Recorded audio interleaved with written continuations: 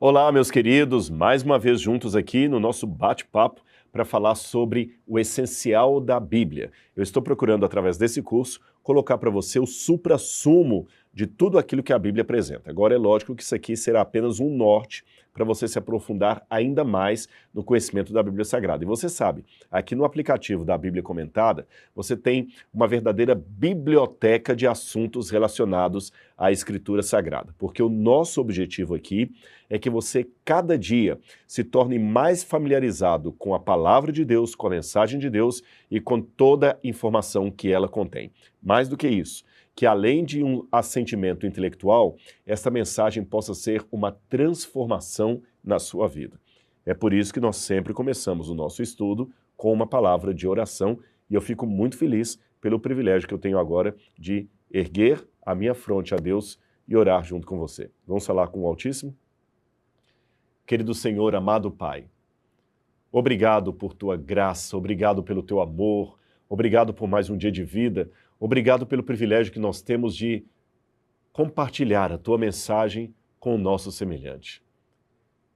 Que esta revelação, a Bíblia Sagrada, possa entrar em nosso coração, possa revolucionar a nossa vida e que possamos nos entregar a Ti a cada instante, a cada minuto do nosso viver, até que estejamos contigo para todo sempre no reino celestial. Em nome de Jesus nós oramos. Amém, Senhor. Amém. Muitas vezes as pessoas perguntam, de onde vem a maldade? Por que há tanta coisa ruim no mundo? Há muitas pessoas até que são céticas, ateias ou agnósticas que dizem assim, há uma prova marcante que Deus não existe é o seguinte, se Deus existe, de onde vem tanta maldade? Mas você já experimentou fazer a pergunta ao revés? Se Deus não existe, de onde vem tanta bondade? Essa bondade não é fruto apenas da humanidade. Você pode notar que se por um lado temos a noção do mal, também temos a noção do bem. Se por um lado você tem um homem como Adolf Hitler, como Napoleão Bonaparte, como Mao Tse-tung, por outro lado você tem Mahatma Gandhi, você tem Madre Teresa de Calcutá, você tem Irmã Dulce, você tem pessoas que fazem o bem, que fazem a caridade. Então, por que nós vamos apenas de toda a floresta olhar apenas para as árvores que estão podres? Algo a se pensar. Falando dos problemas do mundo em uma forma de parábola, Jesus contou certa vez uma história de um homem, aliás, algo comum no seu tempo. Jesus vivia numa sociedade majoritariamente agrícola. E ele contou de um homem que tinha ali a sua plantação, e você sabe que assim como no meio da plantação às vezes saem espinhos, cardos, abrolhos ou até um mato que pode danificar a colheita, na época de Jesus você tinha o joio. O joio, aliás, é visto até hoje em Israel. É um tipo de semente, ela é mato, o joio é mato. É como a tiririca, sabe? Ela cresce, mas ela é oca e ela se parece muito com o trigo, daí a confusão. E Jesus contou de um homem que tinha uma plantação, isso está em Mateus capítulo 13, versos 24 até o verso 30, e ele fala que esse homem plantou ali toda a sua seara, todo o seu trigo, mas no outro dia os empregados viram que quando a semente começou a brotar, havia muito joio no meio daquela plantação. E eles fazem a pergunta para o senhor da lavoura. Verso 27, os servos do senhor do campo dirigiram-se a ele e disseram, Senhor, o senhor não plantou apenas semente em seu campo? Então de onde vem o joio? A resposta, um inimigo fez isto. Esta resposta de Jesus ela é emblemática porque ela aponta para a própria história da humanidade e uma parte, um capítulo da história da redenção. Deus plantou apenas a semente do bem. Como eu já falei noutra situação, o mal não é uma contingência necessária para a existência do bem.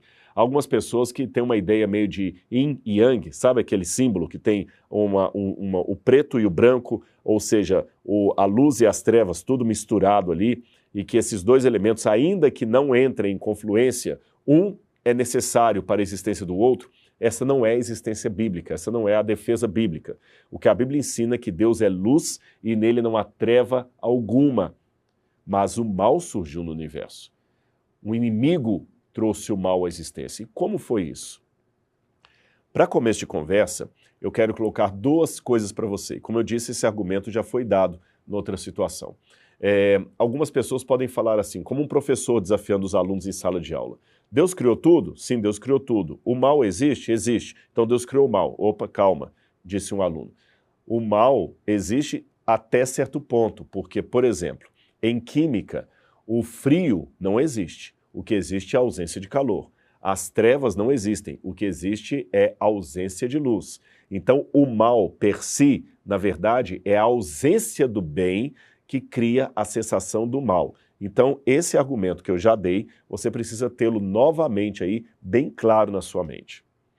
Um segundo elemento de raciocínio que você precisa ter para entender essa problemática da origem do mal seria o seguinte. De acordo com a metafísica, uma das matérias mais complicadas em filosofia, quando eu fiz a faculdade de filosofia, mas eu prometo que vou tornar aqui bem claro para você entender, bem mastigado, a metafísica coloca muito a doutrina do ser. As coisas são, mas o que significa ser? E a metafísica estuda bem o ser. Então fala, por exemplo, do acidente, da essência do ser, o que é a substância, o que é acidente, são muitos termos técnicos. E dentro do campo da existência, a metafísica trabalha com dois tipos de existência. Aquela existência em potência e a existência em ato. O que significa isso, Rodrigo? Eu vou explicar para você. Algo que existe em potência, ele ainda não é real. Ele não faz parte da história. Ele é apenas uma possibilidade. Por exemplo, eu não tenho netos.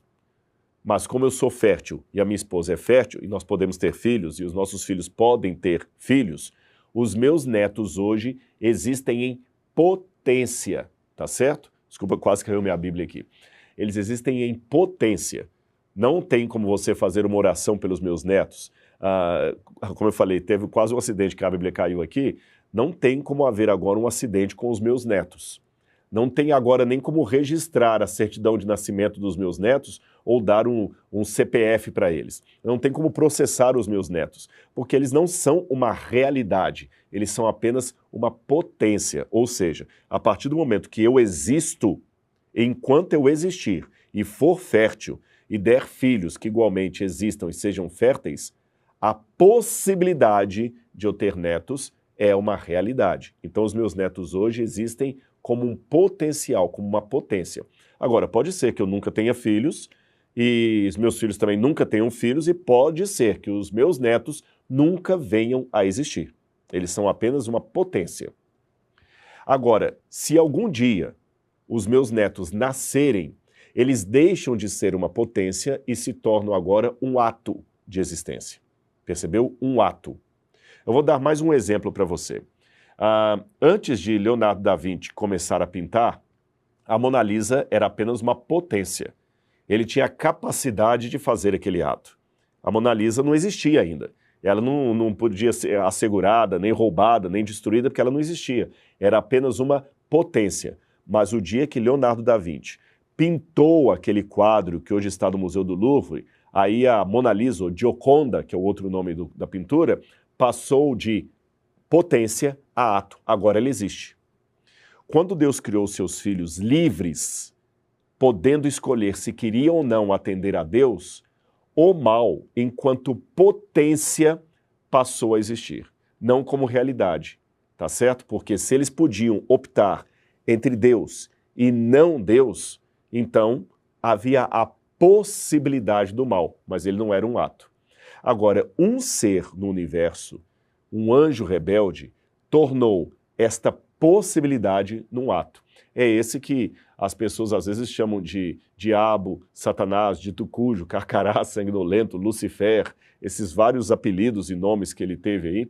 Nós não sabemos qual era o seu nome original. O nome Lúcifer, que muitas pessoas usam, é apenas um erro de tradução de São Jerônimo, de uma passagem que eu vou ler para vocês daqui a pouquinho. Aliás, ela está em Ezequiel capítulo 28, versículos 14 a 17. Ezequiel capítulo 28, versículos 14 a 17. Eu vou ler essa passagem para vocês. Aqui diz o seguinte: você foi ungido como querubim guardião, por isso eu o designei. Você estava no santo monte de Deus e caminhava entre as pedras fulgurantes. Você era inculpável em seus caminhos desde o dia em que foi criado, até que se achou maldade em você. Por meio do seu amplo comércio, você encheu-se de violência e pecou. Por isso eu o lancei, humilhado, para longe do monte de Deus, e o expulsei, ó querubim guardião, do meio das pedras fulgurantes. Seu coração se tornou orgulhoso por causa da sua beleza. Você corrompeu a sua sabedoria, por isso e por causa do seu esplendor. Por isso eu o atirei à terra. Fiz de você um espetáculo para os reis. Agora, o curioso é que se você ler o contexto todo dessa passagem, você vai ver que aqui é um oráculo de Deus, contra o rei de Tiro. Tiro era uma cidade inimiga, aliás, um porto fenício inimigo dos hebreus, inimigo dos judeus, que ficava na região que hoje é o Líbano. Mas aí você pode perguntar, Rodrigo, mas aqui não está falando de Satanás, está falando do rei de Tiro. Preste atenção que em alguns versos antes, ele realmente está falando do rei de Tiro, mas ele coloca alguns elementos que não correspondem a um rei humano. Ele diz o seguinte, olha bem, verso 13. Vou ler um pouquinho antes. No verso 12, Filho do homem, erga um lamento a respeito do rei de Tiro e diga-lhe, assim diz o soberano Senhor, você era um modelo da perfeição, cheio de sabedoria e de perfeita beleza. Você estava no Éden, no jardim de Deus. Todas as pedras preciosas o enfeitavam. Sárdio, topázio, diamante, berilo, ônix, jaspe, safira, carbúnculo e esmeralda. Os seus engastes e guarnições eram feitos de ouro. Tudo foi preparado no dia em que você foi criado. Ora, o rei de Tiro não estava no jardim do Éden, no santuário de Deus. Ele não habitava o monte de Deus. Então, como resolver esse aparente paradoxo? É que na mentalidade bíblica antiga, os reis representavam o Deus que estava por detrás deles. Mesmo no mundo pagão, era assim. Tanto é que, por exemplo, no Egito, o faraó era o deus Horus encarnado. Tanto é que quando havia uma audiência com o faraó, a pessoa não podia olhar para o faraó porque estaria olhando para o Deus. Na época romana, para antecipar um pouquinho, o próprio imperador também era divinizado e costumava ser adorado depois que morria, embora na época de Domiciano ele quis trazer essa adoração enquanto ele ainda estava em vida. Então, como o rei representava a divindade que estava por detrás dele, Deus partiu do conhecido para o desconhecido. Deus mostrou que por detrás do rei de Tiro estava a divindade, o falso Deus que o estava comandando. E quem era esse falso Deus? Aquele mesmo anjo que caiu do céu. Por isso que o oráculo que condena o rei de Tiro condena também a Satanás e descreve a queda dele do céu. Ficou claro isso para você? Seria mais ou menos como alguém com um avião de controle remoto e com uma bomba sendo jogada ali, a pessoa está dirigindo o avião, os que estão ali só estão vendo o avião jogando a bomba, não estão vendo nenhum piloto nele, mas lá dentro da torre tem alguém comandando aquele avião. Então muitas vezes nós vemos na história um ditador, uma pessoa assassina, alguém que provocou um genocídio, mas por detrás dele existe esse elemento satânico, esse elemento diabólico. É claro que isso não vai tirar a responsabilidade individual daquele sujeito que aceitou ser usado pelo mal. O fato de existir um diabo por detrás de muitos Adolf Hitlers da história não tira dele a responsabilidade de ter se deixado levar pelo mal. Mas também mostra que além daquilo que nós vimos na história, existem agentes do conflito espiritual entre o bem e o mal que também estão em ação. Vamos ao texto de Isaías. Isaías capítulo 14, versículos 12 a 14, diz o seguinte. Isaías capítulo 14, versículos 12 a 14. Eu tenho uma outra passagem significativa aqui. Olha o que esse ser celestial, angelical, dizia quando ele ficou orgulhoso. Subirei mais alto que as mais altas nuvens, serei como o Altíssimo. Mas às profundezas do Sheol, que é o inferno, você será levado para o mais fundo do abismo. Os que olham para você admiram da sua situação e a seu respeito ponderam. É esse o homem que fazia tremer a terra, que abalava os reinos? Novamente aqui nós estamos vendo uma profecia de Isaías misturando o rei da Babilônia com o demônio que estava por detrás dele. Agora, esse reino que começou no céu pode levar uma pergunta para nós. Rodrigo, Deus sabia que aquele anjo rebelde, aquele querubim, que de acordo com a Bíblia levou até a terça parte dos anjos consigo, porque no Apocalipse até quando faz de novo uma alusão a um reino humano, mas mesclando com a história de Satanás, fala do dragão. O dragão é um símbolo de Satanás na Bíblia, e diz que ele arrastava consigo a terça parte das estrelas do céu. Isso está em Apocalipse, capítulo 3, versículo 3. O verso diz assim: Então apareceu no céu outro sinal, um enorme dragão vermelho com 7 cabeças e 10 chifres, tendo sobre as cabeças 7 coroas. A sua cauda arrastou consigo 1/3 das estrelas do céu, lançando-as na terra. Quando você vai a Apocalipse capítulo 13, ainda capítulo 12 ainda, a partir do verso 7, fala de novo desse dragão e o identifica como sendo o diabo. Diz assim: Houve então uma guerra nos céus. Miguel e seus anjos lutaram contra o dragão, e o dragão e seus anjos revidaram. Mas estes não foram suficientemente fortes, e assim perderam o seu lugar nos céus. O grande dragão foi lançado fora. Ele é a antiga serpente, chamada Diabo ou Satanás, que engana o mundo todo. Ele e seus anjos foram lançados à terra. Então você vê que quando a Bíblia coloca o rei da Babilônia como sendo uma mescla de Satanás, o rei de Tiro como sendo uma mescla de Satanás, é porque ele engana essas pessoas, as faz serem seus servos e seus representantes na terra. Agora vem a pergunta: se Deus sabia de todo esse conflito, por que Deus criou aquele anjo mesmo assim?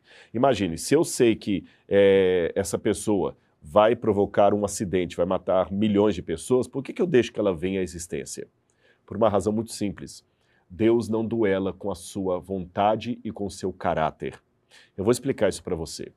Lembra que eu falei no início do estudo de hoje que quando Deus criou seres livres, o livre-arbítrio fez com que o mal passasse a existir como potência, como possibilidade? Agora raciocine comigo. Se Deus fala que os seres que ele criou são livres, mas ele só deixasse vir à existência os seres que não iriam rebelar-se contra ele, então a liberdade e o livre-arbítrio seria apenas um engodo de Deus. Seria como se eu fizesse o seguinte: eu dou aula há muitos anos aqui no UNASP, no Centro Universitário Adventista de São Paulo, no campus de Engenheiro Coelho. Imagine que eu agora vire para os alunos e fale assim: vocês têm a liberdade de escolher se querem fazer a minha disciplina ou não, tá certo? E se não quiserem fazer, tudo bem. Só que eu prometo que eu vou levar para o reitor a decisão de vocês a respeito da minha pessoa como professor. Vocês escolhem. Se eu sou um bom professor, nota 10, coloquem 10 na folha e vocês estão dizendo que eu sou um professor tão bom que vocês querem fazer a minha disciplina.